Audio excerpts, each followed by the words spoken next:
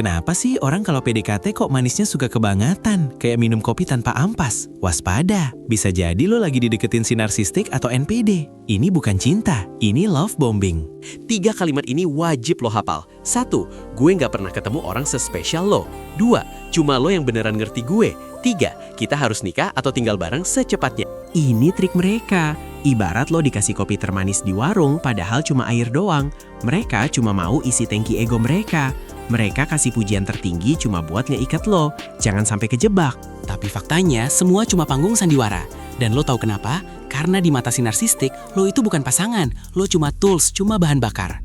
Mereka kasih lo kopi termanis di warung, tapi begitu tangki ego mereka penuh, kopi itu langsung diganti air cucian piring. Fase love bombing itu cuma pemanasan. Taktik ini selalu diikuti oleh 2 fase mengerikan lainnya, devaluasi dan discard. Kenapa taktik ini disebut love bombing?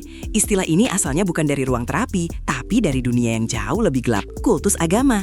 Di era 1970-an, kelompok seperti Unification Church menggunakan strategi ini untuk merekrut anggota baru. Tujuannya satu, menciptakan ketergantungan emosional yang cepat, menghancurkan batas logis korban, dan mengisolasi mereka dari keluarga lama. Ketika psikolog klinis mulai mengamati pola ini di hubungan interpersonal biasa, khususnya yang melibatkan individu dengan narcissistic personality disorder, mereka menyadari kemiripan mekanismenya.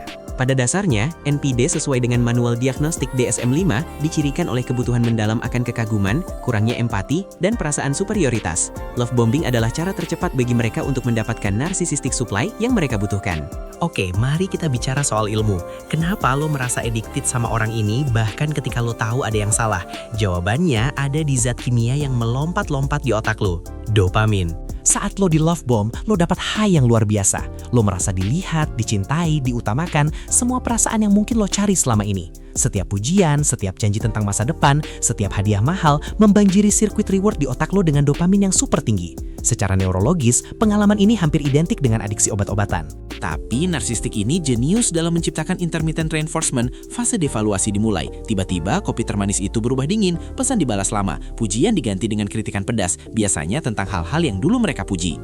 Saat mereka menarik kembali kasih sayang dan perhatian itu, level dopamin lo anjlok drastis. Otak lo yang sudah terbiasa dengan dosis tinggi dopamin mulai panik. Lo gak lagi mencari cinta, lo mencari perbaikan. Inilah yang dinamakan trauma bonding. Selain itu, ada mekanisme yang disebut mirroring. Di awal PDKT, si NPD ini nggak menunjukkan diri mereka yang asli. Mereka menyerap informasi tentang lo dan menggunakannya untuk menciptakan persona yang sempurna bagi lo. Makanya, saat mereka berubah, lo merasa kehilangan belahan jiwa. Padahal, lo cuma kehilangan pantulan diri lo yang mereka curi. Love bombing gak cuma terjadi di ranah asmara. Waspadalah, pola ini bisa ditemukan di mana saja lo bertemu dengan individu narsistik. Contoh, di tempat kerja dan di lingkaran pertemanan.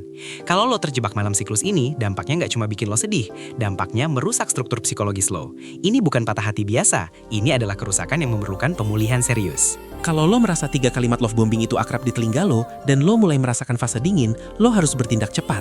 Pertama, terima kenyataan. Lo gak sedang dicintai oleh orang yang manis kebangetan. Kedua, lakukan no contact.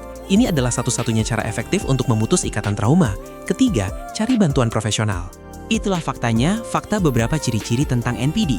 Coba komen di bawah fakta apa lagi yang mau dibahas. Jangan lupa like, komen, dan subscribe.